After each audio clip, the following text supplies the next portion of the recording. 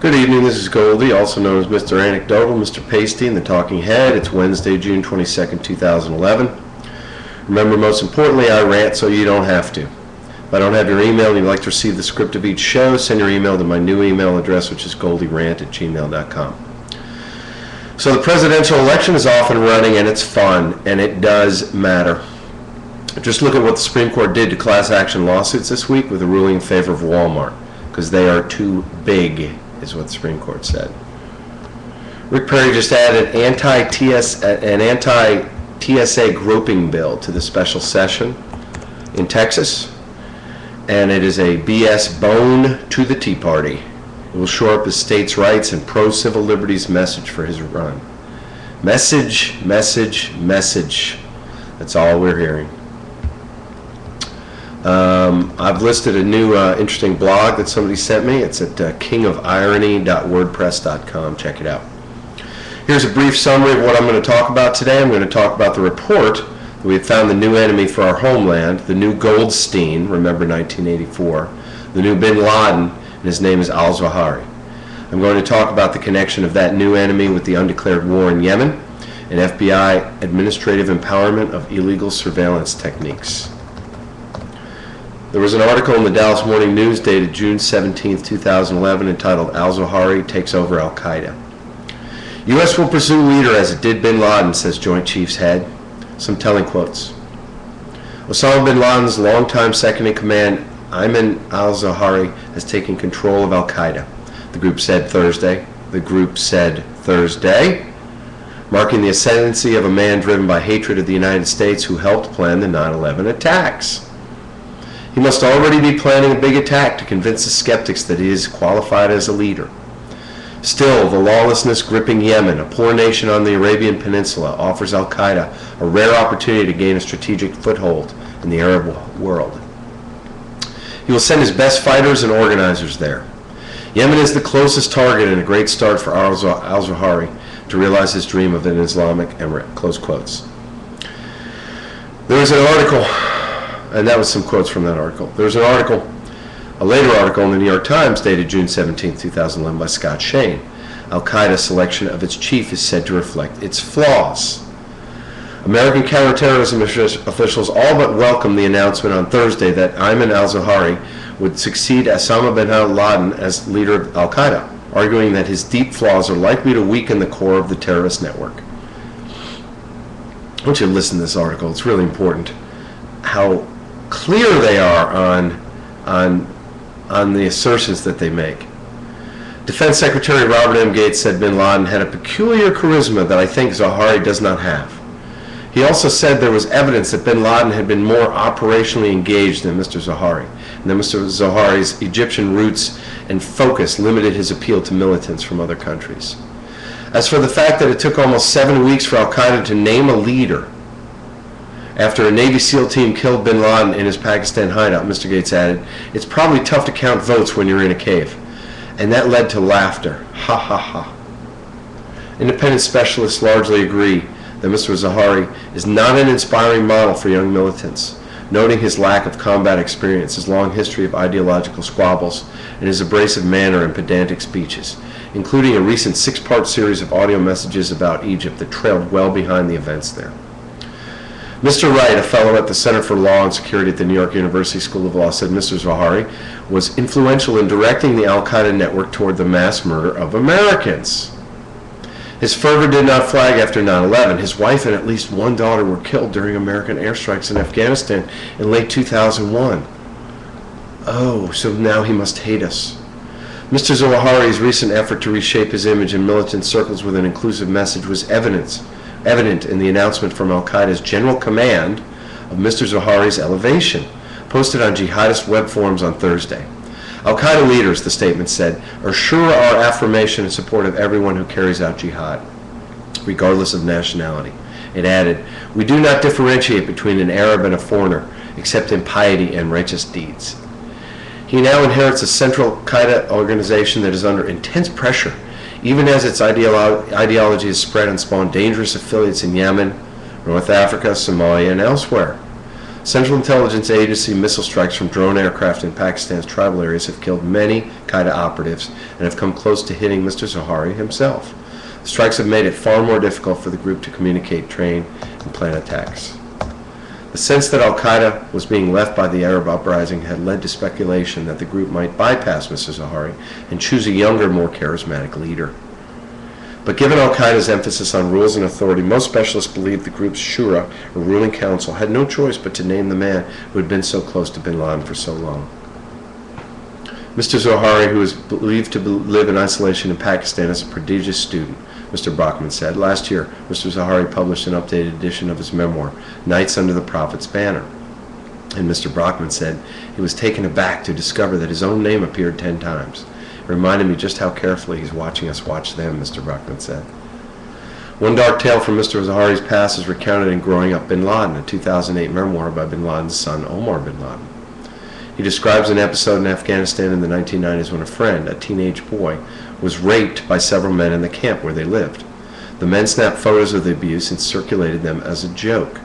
Mr. Zawahri was incensed by the photo, believing that the young man was guilty of homosexual activity, Omar bin Laden wrote. Mr. Zawahri had the teenager put on trial and condemned to death. Quotes, "My friend was dragged into a room with Zawahri, who shot him in the head," close quotes, he wrote. The episode was a factor, he said, in his decision to break with his father and leave Afghanistan.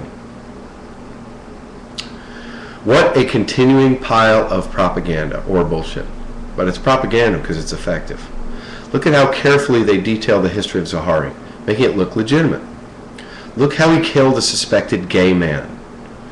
So there's a ruling council that announced the new enemy, the new 1984's Goldstein, the new bin Laden.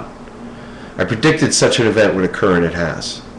Just because a group claims credit for something does not mean they did it.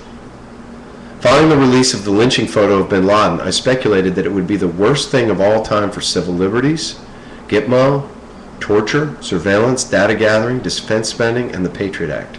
I'm right. I'm not happy about being right. Notice how the Dallas Morning News article specifically mentions Yemen for no apparent reason. And actually, the New York Times article does also. Yemen and Somalia and North Africa. Well, let me give you a reason. There was an article in the Austin American Statesman dated June 15, 2011, 2 days before the two articles I just quoted, entitled, CIA Base Planned in Case Anti-American Forces Control Yemen. Quotes, "The United States is building a secret CIA air base in the Persian Gulf region to target terrorists in Yemen, preparing for the possibility that an anti-American faction may take over Yemen and ban U.S. forces from hunting a lethal al-Qaeda faction there," the Associated Press has learned. "The new CIA base provides a backstop if al-Qaeda or other anti-American rebel forces gain control of the rest of the country," one senior U.S. official explained.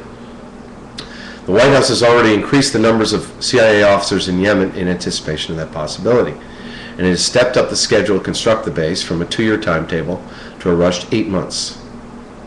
Does anyone remember my original rants regarding the undeclared war in Yemen? At first we weren't there. Then we were helping the government hunt al-Qaeda. Then we were flying sorties with drones. Now we have CIA operatives on the ground and are building a base. Now let me go off script a little bit here. It's just irritating that we're not just realistic about why we're over there. We're clearly over there, and you're hearing it from Republicans right now, which is interesting. It's clear that we're over there to protect our vital oil interests. That's it. If there was no oil over there, we would not protect Israel.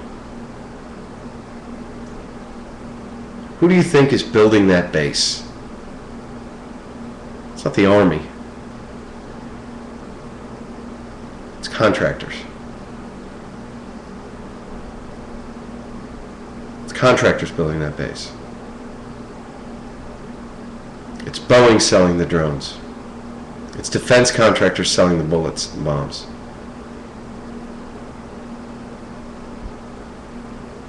Remember that the interests that push us into these things are the interests that benefit from the structural regulatory defect and the bureaucracy of the military. So we've got the structural regulatory defect that allows these companies to give unlimited sums to our legislators. That maybe give congressional authority to Obama to do these things. Authority that they're not allowed to give, by the way. Congress has the right to declare war. This structural regulatory defect allows these people to go back to work afterwards at Halliburton. This structural regulatory defect allows people in the military to go to work for companies like Halliburton. I don't just mean Halliburton, I mean others like them.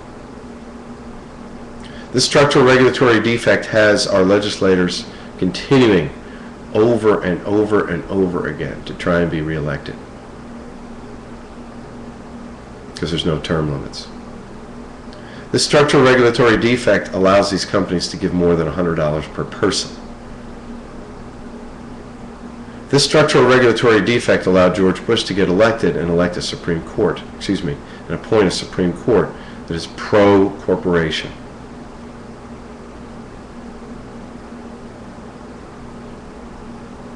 It does matter. And it's the same problem that causes us to kill these babies in Yemen, in Libya, in Somalia, in Iraq, Afghanistan.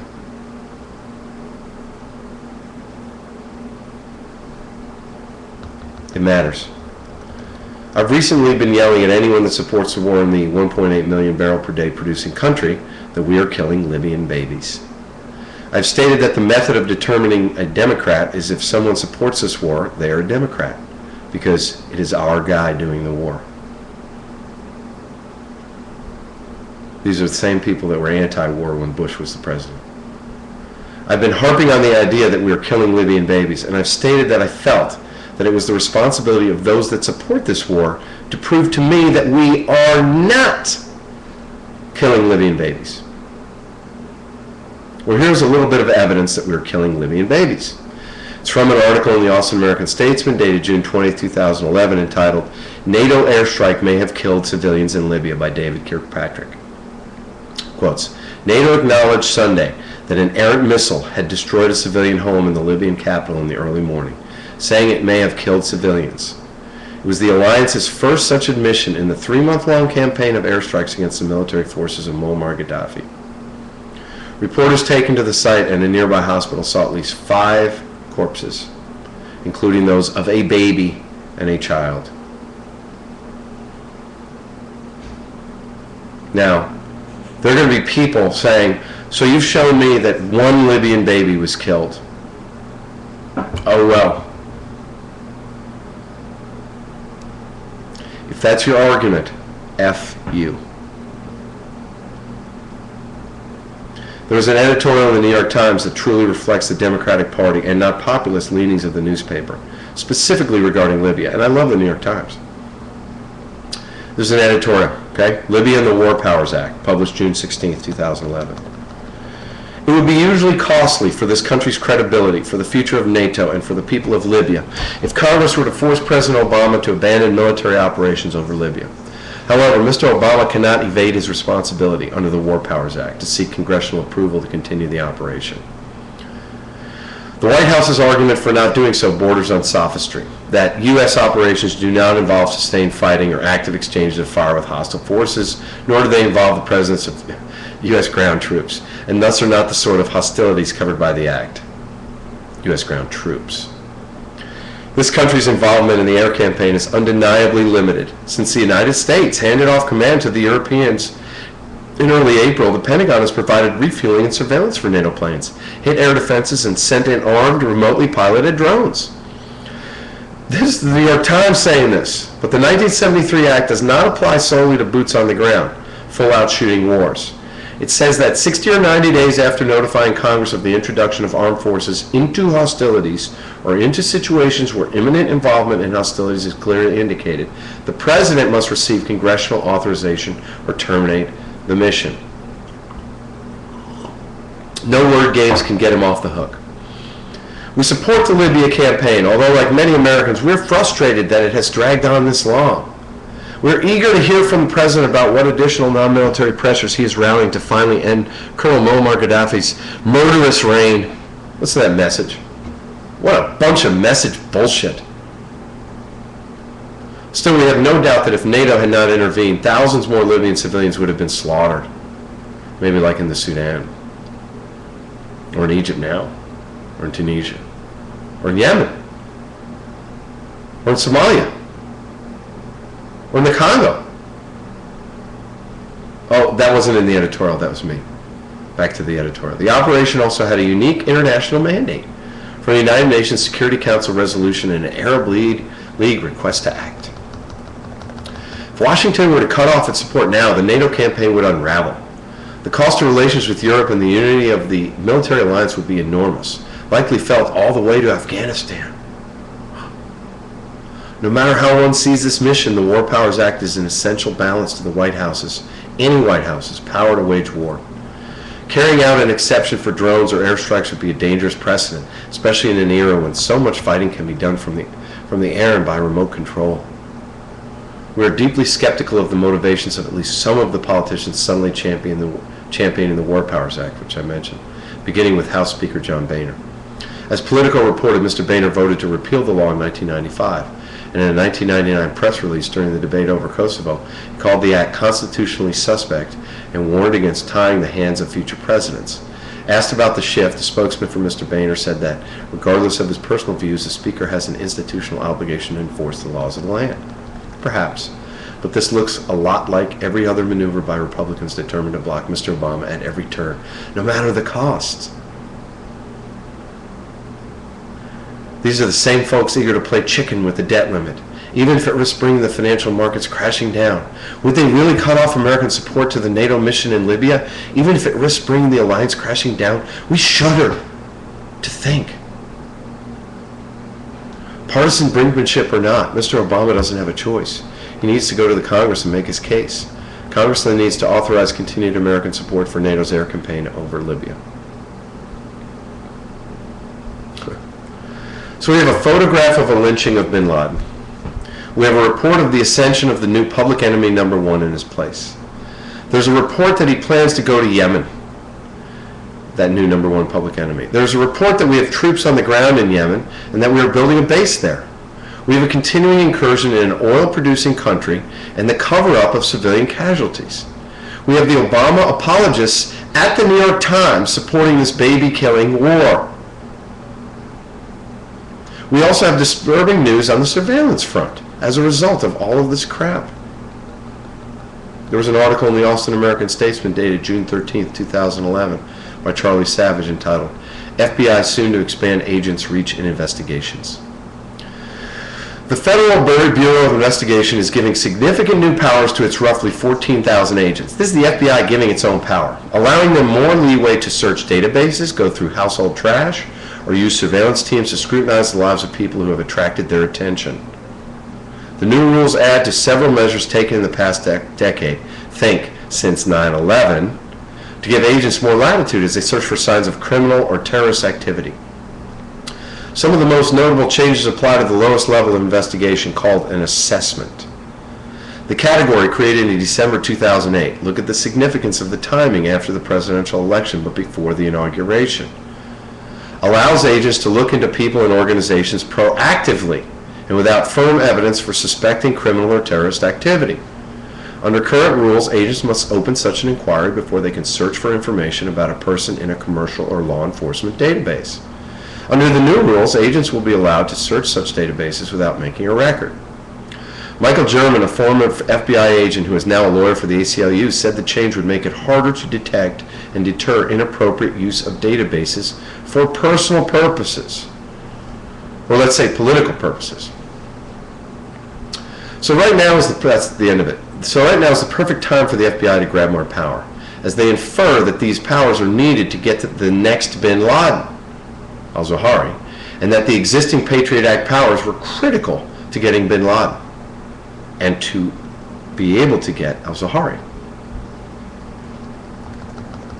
Now, I warned about this stuff before, but there was an article in the Austin American-Statesman dated June 16, 2011 by James Risen entitled, Ex-Spy, Officials Wanted to Get Critic.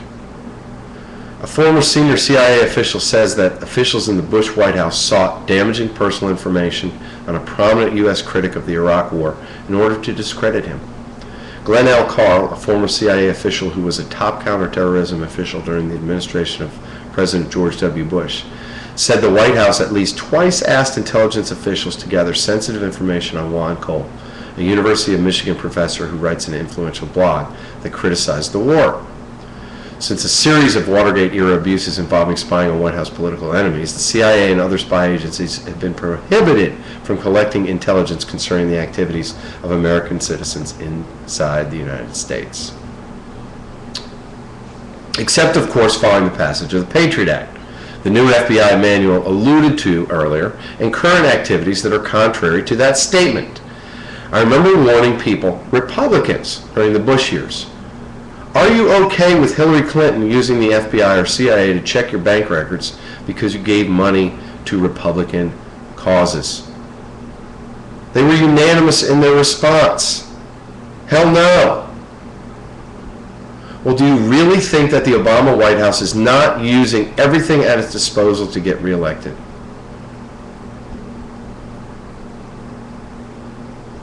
I mean, do you remember he's trying to pass an executive order that would require anybody trying to get a federal contract to say who they've given money to?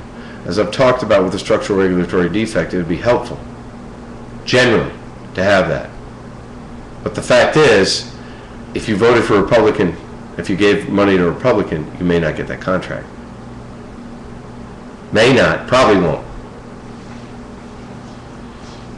Obama spoke tonight, and he was talking about Afghanistan. And he was talking about the withdrawal, troop withdrawal. It's purely political. And there was a telling quote about Libya. And in Libya, where we do not have a single soldier on the ground, close quotes. It's great when someone trying to pass a lie detector test focuses on a true statement. Yet we have admitted that we have the CIA and contractors on the ground. Now,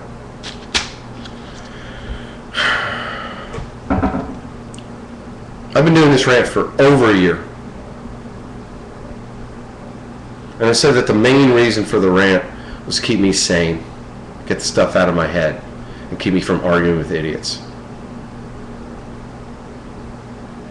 Because that's what I used to do. It was painful. It hurt my heart, my brain. And over time, I've realized that the point of this rant should be a call to action. Should be able to assist you and me on how do we move forward, on things that we should do, people we should call, legislation that should be introduced. So right now we're getting into the heart of the presidential election, really the Republican part of it. And throughout this rant, I have been vacillating back and forth. I've said that Obama was more of the same, just like George Bush. He's a company man. Takes money from the same corporations. Drug wars still there. Wars are there. Escalations are there. Defense spending is there. Torture's there. Gitmo's there. Surveillance is there. Passage of the Patriot Act is there. It's all the same. Except Obamacare.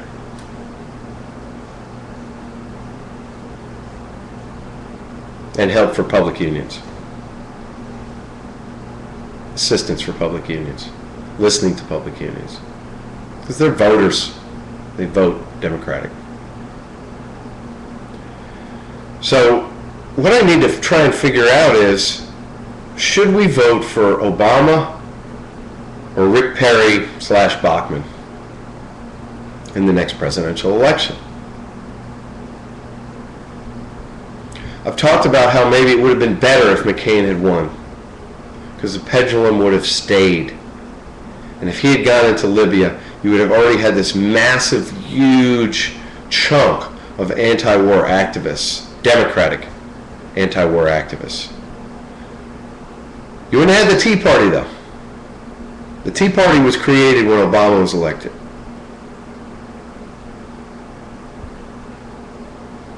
So you would have been able to keep the anti-war movement alive.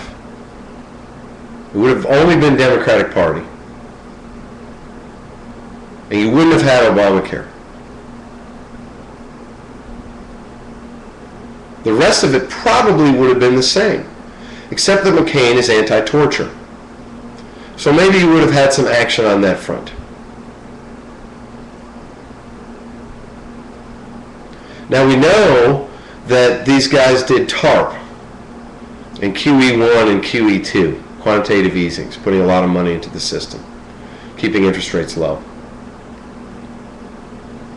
Everybody agreed with TARP at that time. Everyone. Don't listen to anybody that says that TARP was a bad thing. They did not say that back then because they didn't know. I didn't know. So under any president, you're going to have TARP. Under any president, we were probably going to get some stimulus. So there would have been less stimulus under McCain. But there would have been some.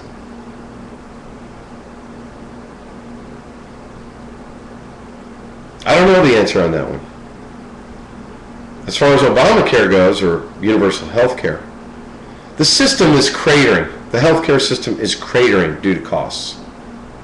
Huge amounts of people prior to Obamacare were being forced to pay higher and higher amounts, contributions, that they didn't used to have to do. It used to be free. It was just a term of employment. It was a cost that the employers paid. Those employers do not care about their employees anymore. Those employees do not buy the products that the employers produce. China does. Chinese middle class, overseas middle class. They buy those products. So there's no need for employers to keep employees above water.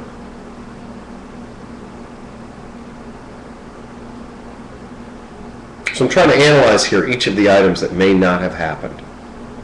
Would there be a cratering of healthcare?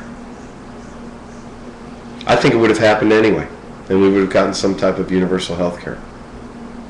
The fact that Obamacare is passed may mean that it may be a longer period of time before we actually end up with universal healthcare. Now, who do we vote for? Obama or Perry? Well, Tom Hartman of Free Speech TV actually put it pretty bluntly. The president matters. So as much as I would love to say that there would have been less stimulus, we wouldn't have had as much extend and pretend, which is pushing off the day of reckoning for both the commercial and residential real estate markets. The idea of lighting the boat on fire that you're in because it more quickly gets you into the water and more quickly gets you saved, it's a tough thing to do. It's a really tough thing to say that Rick Perry we would be better off having Rick Perry as president because we would get closer to fixing the real problems faster than we will if Obama gets reelected.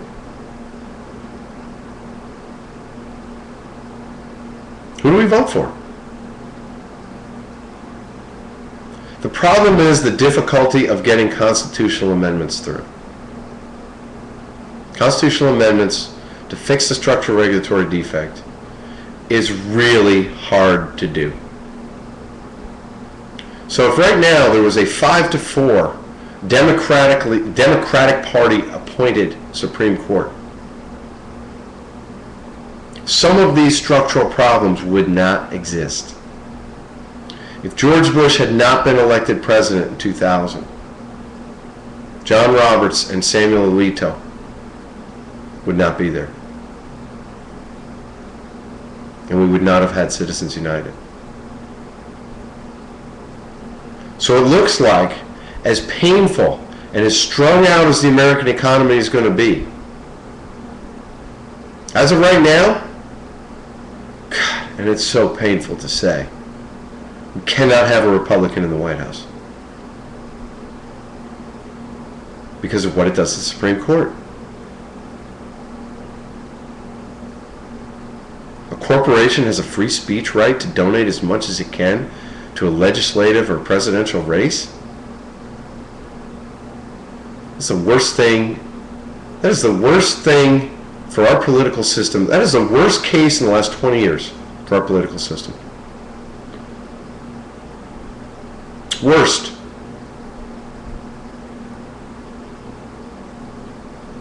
So as of right now, as painful as it is, and as giveaway to unions as it is, and as reckless spending as it is, which just is reckless under the Bush administration, you got to vote for Obama because of the Supreme Court.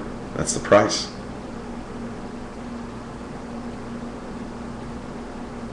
And pray they don't vote to say that corporations have a right of privacy. Who knows what they might say? All right, that's all there is today. I want to thank our sponsors, all of which support this form of conversation, but not necessarily the content of this conversation. PianoByAngelo.com, Angelo Limbesi's, who teaches and plays keyboards all over Austin. ZetaDesign.com for all of your decorative painting needs. She can make anything look like anything. AustinAreaPlumbing.com for all of your Austin plumbing problems. www.ticoadventurelodge.com, a small hotel in Samara, Costa Rica. CNC Surf School in Samara, www.cncsurfsamara.webs.com. La Vela Latina, great sunset bar and restaurant in Samara. Ambar Tequila at www.santospirits.com, an extremely smooth tequila. Another cool 4-unit green hotel in Samara called The Logan at www.thelogansamara.com. And of course, the Delicate Genius in Houston, who is a platinum sponsor. Thanks for coming out.